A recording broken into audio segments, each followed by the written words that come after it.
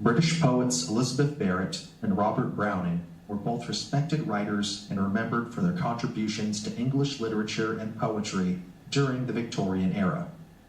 The story of their courtship and marriage is a real-life Victorian romance too, filled with love letters, a disapproving father, elopement, and an Italian getaway. Elizabeth was born in 1806 into wealth. She had both maternal and paternal family who profited from slavery. Her father's family had lived in the colony of Jamaica since 1655, though her father chose to raise his family in England, while his business enterprises remained in Jamaica. Their wealth derived primarily from the ownership of slave plantations in the British West Indies. Elizabeth was the eldest of 12 children. They were all very fond of each other. Her mother died when she was just 22. Her father was the master of his household, yet beloved, and the children abided by his rules. He decided early on that none of his children should marry. Elizabeth was a precocious child. By the time she was 10 years old, she had written several epics in French and English. At 13, her father published her works for friends and family. He supported her literary endeavors to the fullest. Robert was born in London in 1812. Robert had a younger sister. His father, Robert Sr., rejected the job offer from his father to supervise a sugar plantation in the West Indies, disgusted by the slave labor practices, and left the lucrative position to work as a bank clerk for the Bank of England. Robert's father was a learned person. Even on a humble income, Robert Sr. amassed a library containing almost 6,000 books, including some very rare ones, which became the basis of the younger Robert's education at home.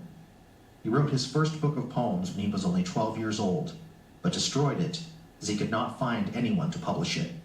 He learned French, Greek, Italian, and Latin, and spoke them fluently by the time he was 14 years old. He attended the University of London, but only for one semester, because he wanted to pursue writing poetry full-time. He could not attend either the Cambridge or Oxford University, which were open to members of the Church of England only, as his parents both followed the evangelical faith. He lived with his parents into his mid-30s and continued his education from home.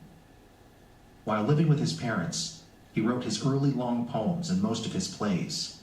These were all published except one at his family's expense. At the age of 15, Elizabeth fell off a horse, causing an injury, coupled with severe lung issues that developed, leaving her quite debilitated at such a tender age. Doctors, unable to diagnose and cure her, prescribed daily use of laudanum as well as morphine to relieve pain. She was disabled and lived a recluse lifestyle, yet such circumstances provided her the ability to concentrate and hone her skills as a writer. Her first volume of poems was published in 1833. From 1841 to 1844, Elizabeth wrote continuously and gained significant respect in the literary community. She met many renowned poets of her era, including William Wordsworth, and rivaled Alfred Lord Tennyson in the volume of her work. She communicated primarily with men and occasionally hosted visitors. Meanwhile, during this time, Robert was experimenting with form. His mother was an accomplished pianist and instilled in him a love of music. He adapted his own poetry to the dramatic form, publishing dramatic lyrics. Most critics rejected it, but Elizabeth defended it. In 1844, Elizabeth's collection of poems included lines that praised Robert Browning. Robert wrote a letter of thanks. The sincerity of his words prompted Elizabeth to respond a day later. There was an instant spark. Thus began the courtship of Elizabeth and Robert. After first discussing various translations to visionary romantic poets such as Shelley, 5 months and many letters into that blossoming relationship, Robert finally convinced Elizabeth to let him visit her in person. Elizabeth's father did not approve of Robert, considering him to be a fortune hunter. Therefore, their courtship was conducted discreetly. After 92 meetings, 15 months after their first in-person encounter, they would secretly marry at a local church, and a week after escape to Italy. Previously, Elizabeth's doctors suggested a move to Italy would improve her health, but her father had refused to allow her to go. Italy seemed the perfect place to begin married life. Elizabeth was 40 years old. Robert was 34. In Italy, her health improved, and after 4 miscarriages, she gave birth to the couple's only son, Robert Weideman Barrett Browning, affectionately referred to as Pen. Close to the end of Robert Browning's life, he gave his son all of the letters he kept between himself and Elizabeth. Here is what their son wrote about the correspondence. In considering the question of publishing these letters, which are all that ever passed between my father and mother, for after their marriage they were never separated, it seemed to me that my only alternatives were to allow them to be published or to destroy them. I might, indeed, have left the matter to the decision of others after my death, but that would be evading a responsibility which I felt I ought to accept. Ever since my mother's death, these letters were kept by my father in a certain inlaid box, into which they were exactly fitted, and where they have always rested, letter beside letter, each in its consecutive order, and numbered on the envelope by his own hand.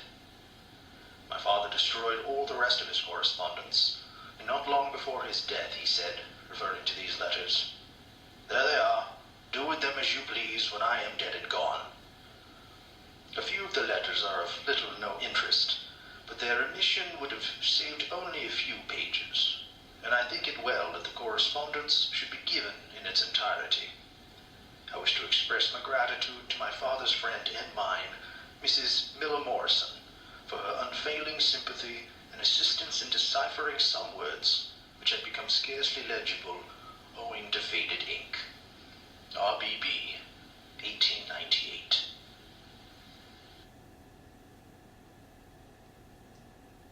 Here now we present a selection of excerpts from those letters, interspersed with some of each of their poems. We start now close to the end of their written interchange, then travel back to the beginning. In the span of just 20 months, 574 letters in total were inscribed betwixt this pair.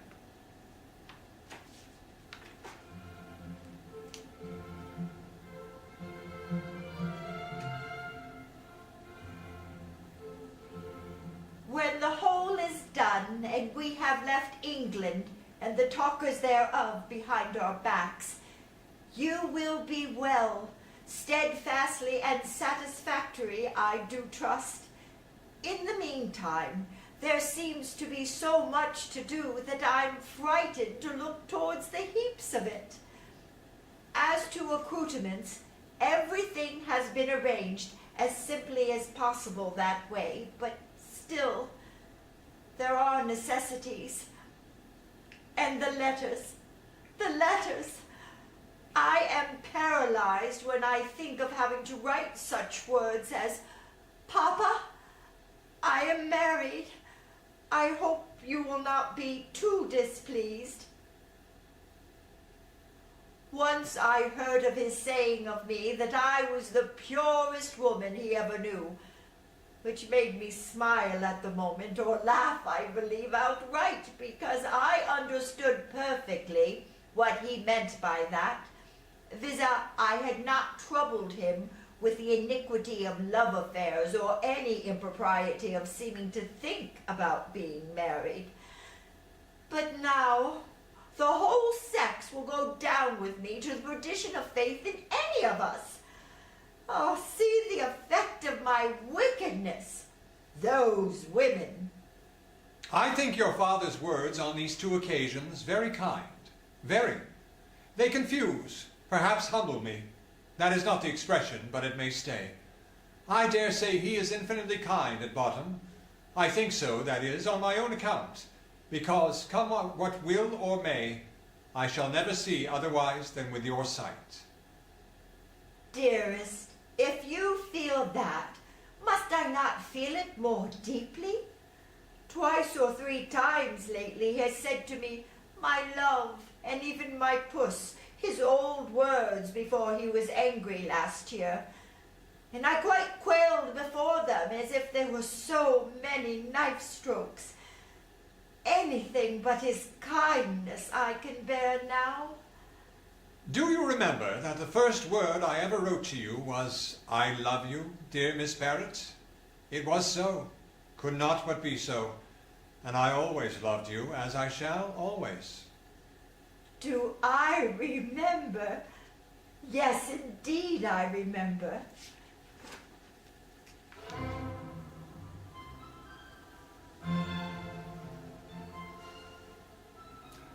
I love your verses with all my heart, dear Miss Barrett, and this is no offhand complimentary letter that I shall write.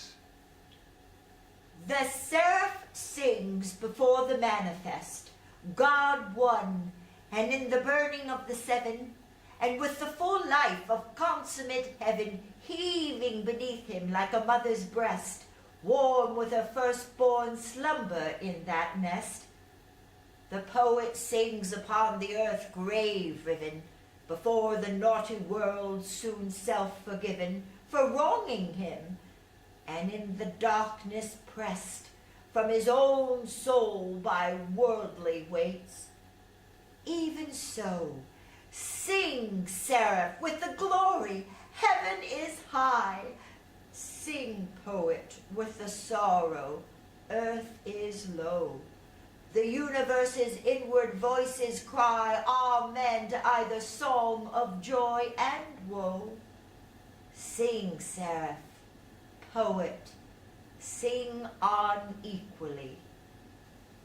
I do, as I say, love these books with all my heart, and I love you too. Do you know I was once not very far from seeing, really seeing you? You were too unwell, and now it is years ago. Your books lie on my table here, at arm's length from me, in this old room where I sit all day. And when my head aches, or wanders, or strikes work, as it now and then will, I remember when I was a child and wrote poems in little class books. I used to kiss the books and put them away tenderly because I had been happy near them, and take them out by turns when I was going from home to cheer them by the change of air and the pleasure of the new place. I mind me in the days departed, how often underneath the sun with childish bounds I used to run to a garden long deserted. The beds and walks were vanished quite, and wheresoe'er had struck the spade, the greenest grasses nature laid to sanctify her right. I called the place my wilderness, for no one entered there but I. The sheep looked in, the grass to espy, and passed it ne'ertheless. The trees were interwoven wild, and spread their boughs enough about to keep both sheep and shepherd out, but not a happy child. do you think I shall see you in 2 months, 3 months? I only grow weaker than usual and learn my lesson of being mortal. April is coming. There will be a May and a June if we live to see such things. And perhaps after all, we may. As to seeing you, besides, I observe that you distrust me, and that perhaps you penetrate my morbidity and guess how when the moment comes to see a living human face to which I am not accustomed, I shrink and grow pale in the spirit. Books and dreams were what I lived in, and domestic life only seemed to buzz gently around like the bees around the grass. And so time passed, and afterwards, when my illness came and I seemed to stand at the edge of the world with all done and no prospect, as it appeared at one time, of ever passing the threshold of one room again. But all grumbling is a vile thing. We should all thank God for our measures of life and think them enough for each of us. Yesterday I had occasion to go your way, past, that is, Wimpole Street, the end of it, And do you know, I did not seem to have leave from you to go down it yet, much less count number after number till I came to yours. Shall I have the courage to see you soon? I wonder. If you ask me, I must ask myself. But, oh, this make-believe May, it can't be May after all. If a southwest wind sat in your chestnut tree, it was but for a few hours. The English spring winds have excelled themselves in evil this year, and I have not been downstairs yet. But I am certainly stronger and better than I was. That is undeniable, and I shall be better still.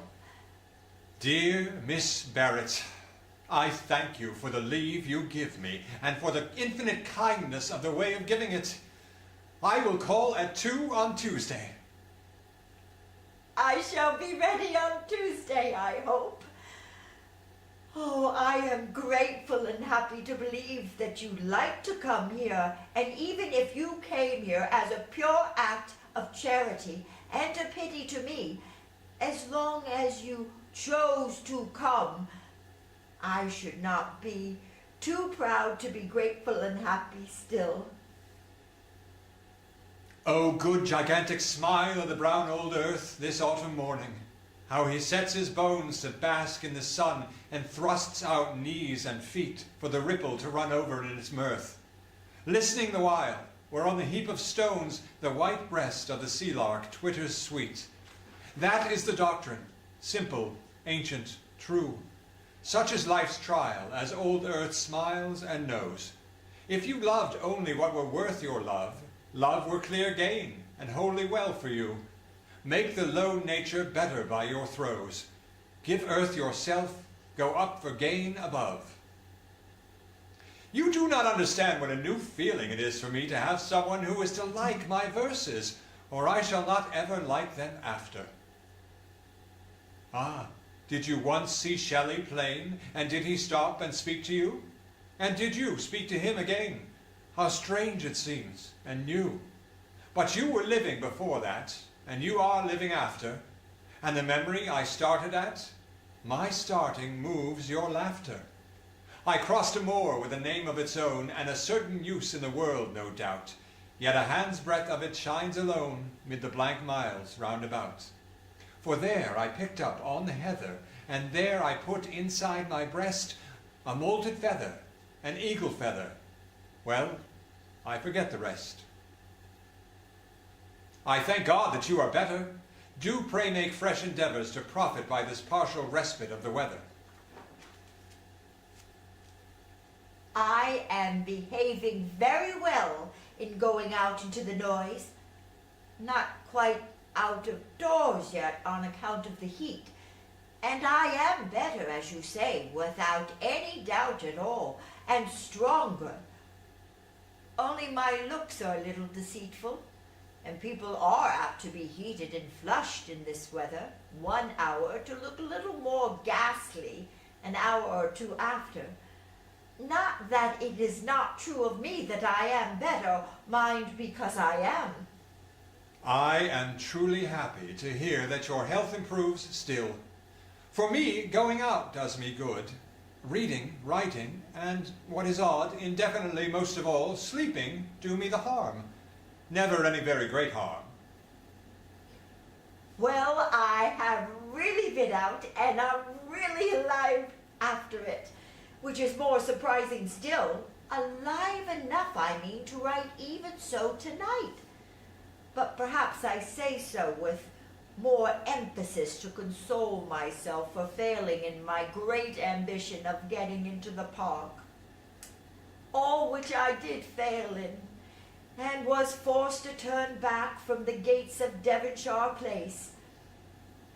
The next time it will be better, perhaps, and this time there was no fainting or anything very wrong, not even cowardice on the part of the victim, be it recorded. For One of my sisters was as usual in authority and ordered the turning back just according to her own prudence and not my self-will. I shall just say, at the beginning of a note as at the end, I am yours ever, and not till summer ends and my nails fall out and my breath breaks bubbles. You must trust me when I ask you to say just as little about your visits here and of me as you find possible. As you know, and yet more than you know, I'm in a peculiar position, and it does not follow that you should be ashamed of my friendship or that I should not be proud of yours if we avoid making it a subject of conversation in high places or low places. When our two souls stand up erect and strong, face to face, silent, drawing nigh and nigher, until the lengthening wings break into fire at either curved point, what bitter wrong can the earth do to us, that we should not long be here contented? Think. In mounting higher, the angels would press on us and aspire to drop some golden orb of perfect song into our deep, dear silence. Let us stay rather on earth, beloved, where the unfit, contrarious moods of men recoil away and isolate pure spirits, and permit a place to stand and love in for a day, with darkness and the death hour rounding it. I am ever yours. I am ever yours, dearest friend. How I write to you, page on page.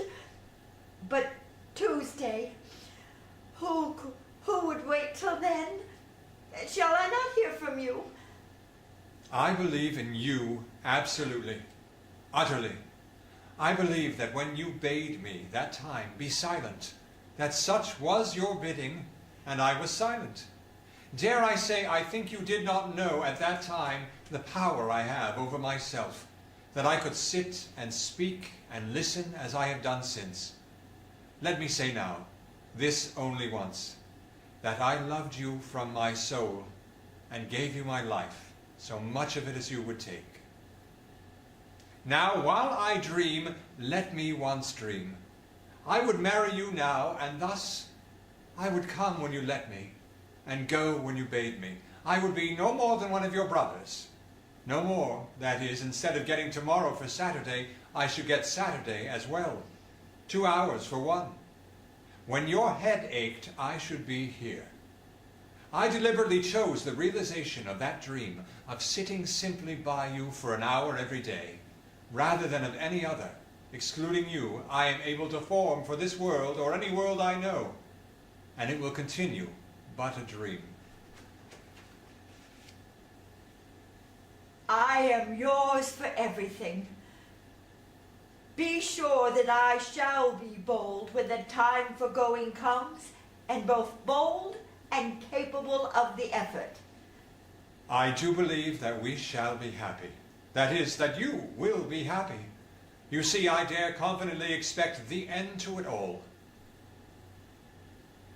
Never the time and the place and the loved one all together. This path, how soft to pace. This May, what magic weather. Where is the loved one's face? In a dream that loved one's face meets mine. But the house is narrow, the place is bleak, where outside rain and wind combine with a furtive ear, if I strive to speak, with a hostile eye at my flushing cheek, with a malice that marks each word, each sign. O enemy, sly and serpentine, uncoil thee from the waking man. Do I hold the past, thus firm and fast, yet doubt if the future hold I can? This path, so soft to pace, shall lead through the magic of May to herself indeed. or narrow if needs the house must be. Outside are the storms and strangers. We, oh close, safe, warm, sleep I and she, I and she. Why, we shall see Italy together. I could, would, will shut myself in 4 walls of a room with you and never leave you, and be most of all then a lord of infinite space. But to travel with you to Italy or Greece, very vain, I know all that, all such daydreaming, and ungrateful too, with the real sufficing happiness here of being, and knowing that you know me to be, and suffer me to tell you I am yours, ever your own. How do I love thee? Let me count the ways. I love thee to the depth and breadth and height my soul can reach when feeling out of sight for the ends of being an ideal grace. I love thee to the level of every day's most quiet need, by sun and candlelight. I love thee freely as men strive for right. I love thee purely as they turn from praise. I love thee with the passion put to use in my old griefs and with my childhood's faith. I love thee with a love I seem to lose with my lost saints. I love thee with the breath, smiles, tears of all my life.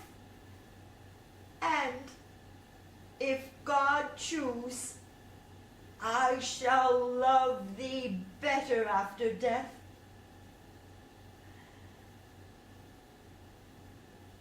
I am a woman and have written verses. It seems so amusing to letter writers of your sex and to write and see. What will come of it? Some from kind good motives, I know.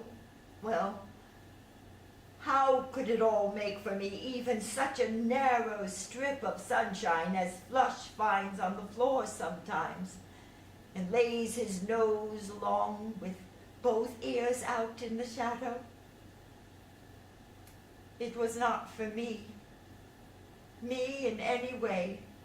It was not within my reach. I did not seem to touch it, as I said. Flush came nearer, and I was grateful to him. Yes, grateful for not being tired.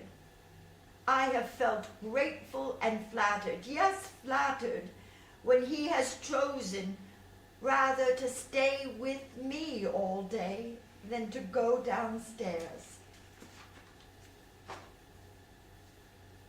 When I wrote that letter to you to come the first time, do you know that tears ran down my cheeks?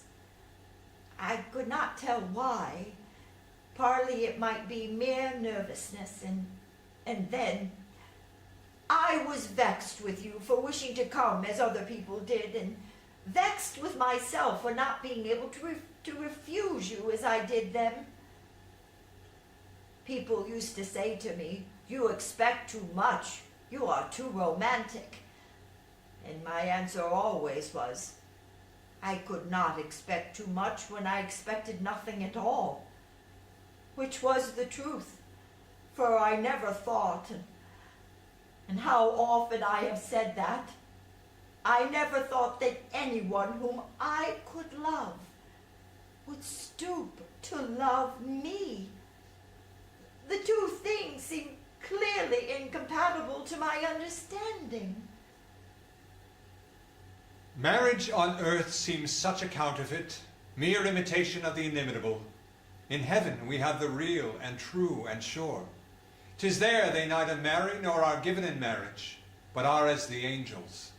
Right, oh how right that is, how like Jesus Christ to say that.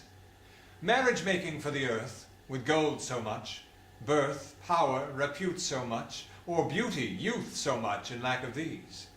Be as the angels, rather, who, apart, know themselves into one, are found at length married, but marry never, no, nor give in marriage. They are man and wife at once, when the true time is. Here we have to wait, not so long, neither.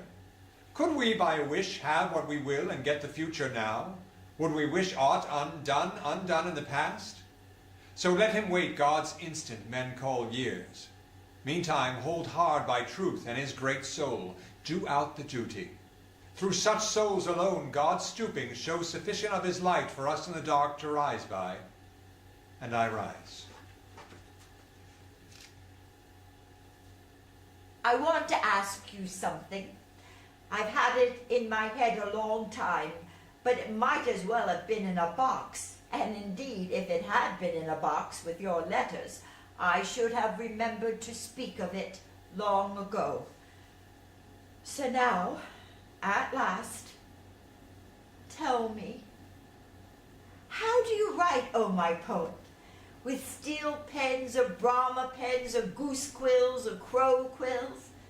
Because I have a pen holder which was given to me when I was a child, and which I have used both then and since in the production of various great epics and immortal works, until in these latter years it seems to me too heavy. I write with Brahmas always, not being able to make a pen. I was thinking the other day that certainly, and after all, or rather before all, I have loved you all my life unawares. That is, the idea of you. Yes, indeed, I did not fancy that I was to love you when you came to see me. No, indeed, any more than I did your caring on your side. I surprised everybody in this house by consenting to see you. Then, when you came, you never went away. I mean, I had a sense of your presence constantly. Yes, and to prove how free that feeling was from the remotest presentiment of what has occurred, I said to Papa in my unconsciousness the next morning, "It is most extraordinary how the idea of Mr. Browning does not beset me. I suppose it is not being used to see strangers in some degree, but it haunts me. Is it a persecution?" On which he smiled and said that it was not grateful to my friend to use such a word. Do you know that all that time I was frightened of you? Frightened in this way. I felt as if you had a power over me and meant to use it, and that I could not breathe or speak.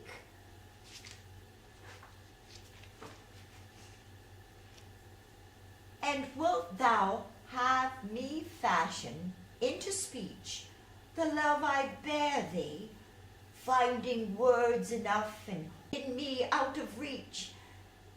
Nay, let the silence of my womanhood commend my woman love to thy belief. Seeing that I stand unwon, however wooed, and rent the garment of my life in brief by a most dauntless, voiceless fortitude, lest one touch of this heart convey it through a half-open gate along a shaded path, that we stopped the carriage and got out and walked, and I put both my feet on the grass, which was the strangest feeling. Oh, and I gathered this laburnum for you. It hung quite high up on the tree. All that turn above it. What matter to me if their star is a world? Mine has opened its soul to me, therefore I love it. Dearest, we shall walk together under the trees some day, and all those strange... But without your Wilson, or someone in her capacity, no, I will not undertake to speak of you. then I should be simply exactly insane to move a step. I would rather propose, let us live on bread and water, and sail in the hold of a merchant ship. It is most fortunate, most providential that Wilson is inclined to go. I am very happy. For a new servant with even the best dispositions would never be able to anticipate your wants and wishes during the voyage at the very beginning. And so poor Flush suffered after all. Dogs that are dog-like would be in no such pains to tell you they would not see you with comfort approached by a stranger who might be... a muzzle? Oh, no. But suppose you have him removed next time, and perhaps the next, till the whole occurrence is out of his mind as the fly-bite of last week. Because if he sees me and begins his barking and violent snapping, and gets more and heavier vengeance downstairs, perhaps, his transient suspicion of me will confirm itself into absolute dislike, hatred, whereas after an interval we can renew acquaintance on a better footing. If I leave all for thee, wilt thou exchange and be all to me? Shall I never miss home talk and blessing and the common kiss that comes to each in turn, nor count it strange when I look up to drop on a new range of walls and floors, another home than this? Nay, wilt thou fill that place by me, which is filled by dead eyes too tender to know change that's hardest? If to conquer love is tried, to conquer grief tries more, as all things prove. For grief indeed is love, and grief beside. Alas, I have grieved so, I am hard to love. Yet love me, wilt thou? Open thy heart wide and fold within the wet wings of thy dove.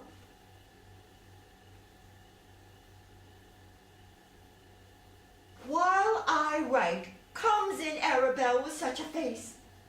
My brothers have been talking of me. Stormy suddenly touched her and said, "Is it true that there is an engagement between Mr. Browning and Ba?" Think how frightened I was, Robert, expecting them upstairs every minute. For all my brothers come here on Sunday, all together.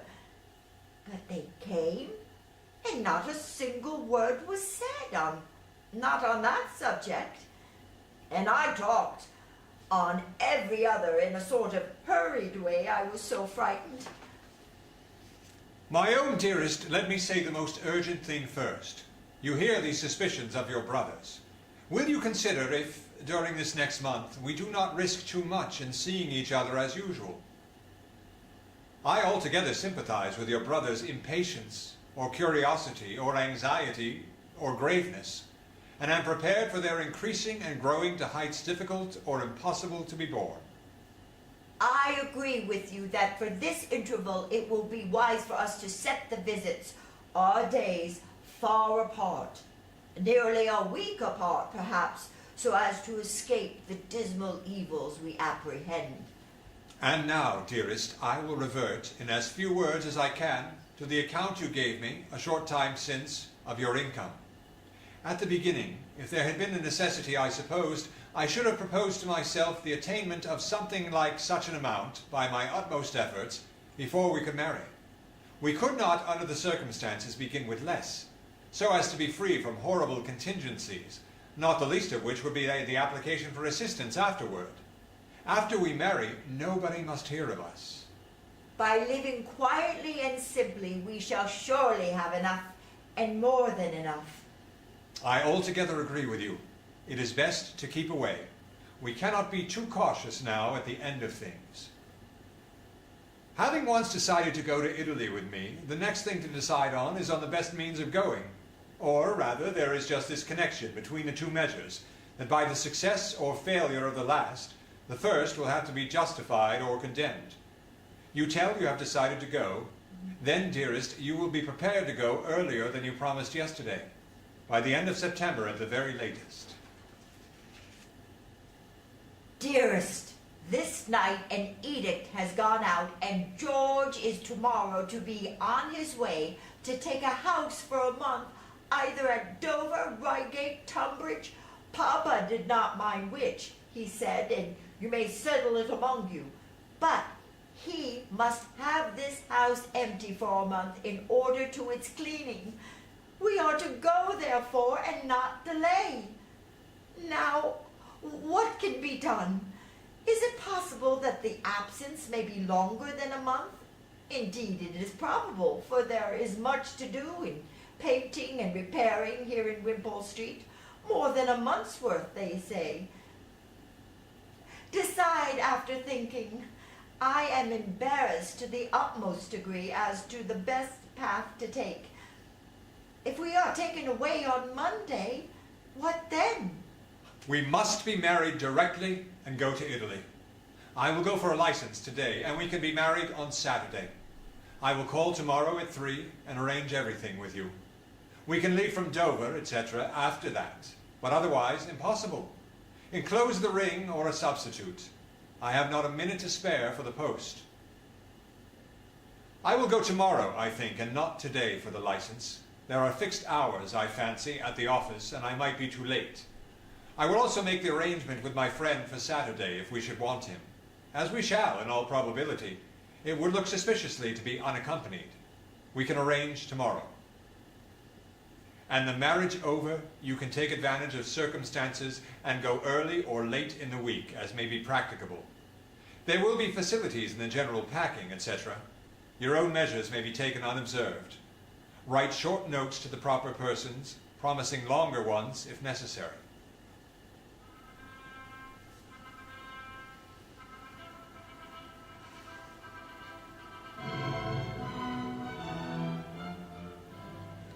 Do not trouble yourself with more than is strictly necessary. You can supply all wants at Leghorn or Pisa. Let us be as unencumbered with luggage as possible.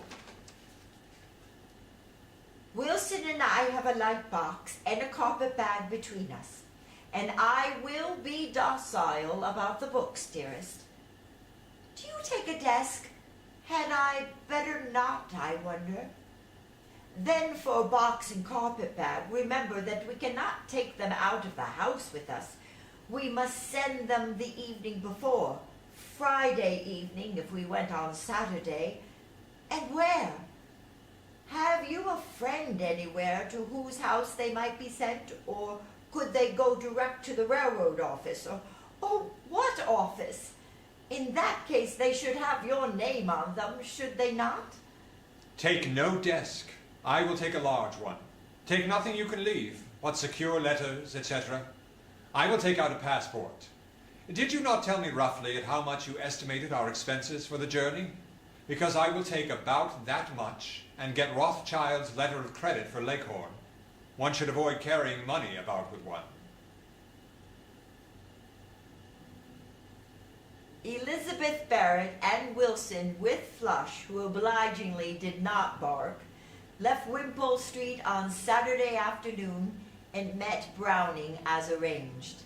They traveled to Le Havre and then to Paris, where they found their friend Anna Jameson, in whose company they traveled south. At Orleans on 29 September, Elizabeth Barrett received her father's unforgiving and last letter.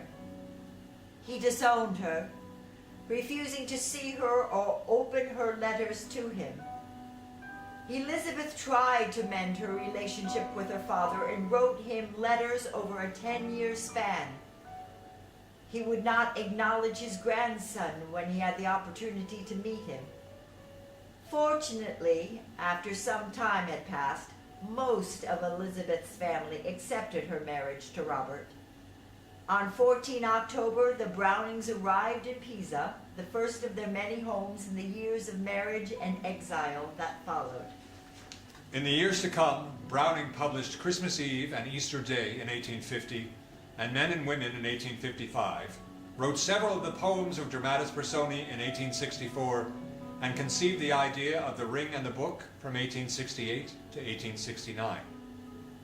After marriage, Elizabeth Barrett Browning further published, including poems in 1850, sonnets for the Portuguese, Case Guidi Windows in 1851, Aurora Leigh in 1856, and Poems Before Congress in 1860.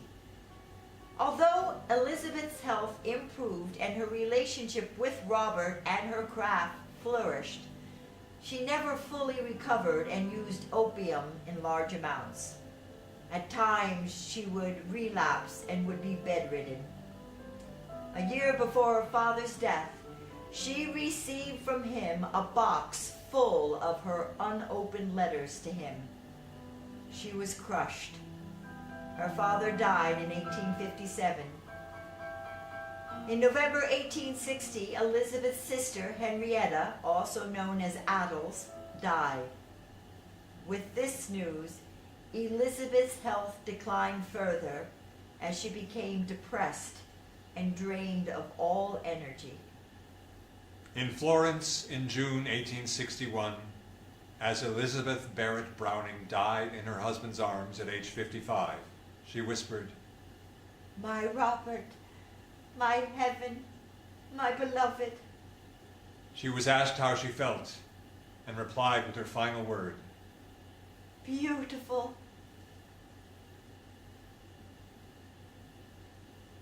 At her funeral, Elizabeth was considered a heroine to the Italians, being a champion of Italian reunification at the time. Prominent government ministers expressed official mourning for her. Her coffin, covered with white blossoms and wreaths, was carried on a special ceremonial route allowed only to public figures through the city to the Protestant cemetery. A tablet is erected on the house wall to memorialize Elizabeth. Robert Browning passed away in Venice in December 1889 at the age of 77 at his son's home. Penn intended to bury his father next to his mother in Florence, but was informed that the cemetery was closed. A message from the dean offering a burial place at Westminster Abbey was sent. A grand preliminary funeral was held in Venice before returning to England. He was buried in Poets' Corner in Westminster Abbey, next to Alfred Lord Tennyson's grave. Elizabeth Barrett Browning narrowly lost to Tennyson for the position of Poet Laureate in 1850.